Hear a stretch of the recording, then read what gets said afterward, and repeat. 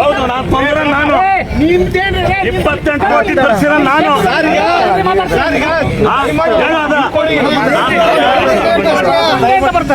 ಕೈ ಮುಗಿದೀನಿ ಸರ್. ಶಾಸಕರು ಜಾಗ ಬಿಡಿ.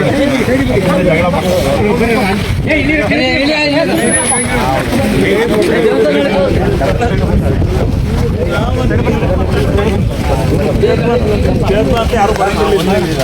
95 ಬಗ್ಗೆ ನೋಡಿ ಸರ್.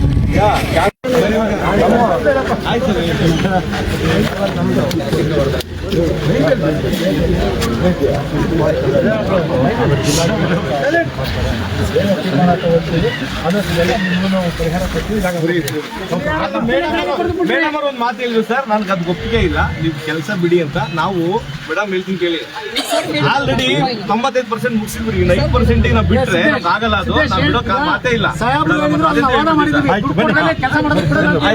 ಆಯ್ತು, ನಾವು ನಿಮ್ಗೆ ಏನ್ ಹೇಳಿದೀನಿ, ನಿಮ್ಮ ದುಡ್ಡು ಕೊಡದಲ್ಲ ಒಂದು ಸ್ಥಾನಕ್ಕೆ ಅಂತ ಹೇಳಿದೀನಿಲ್ಲ, ಹೇಳಿದೀವಿ ನಾವು.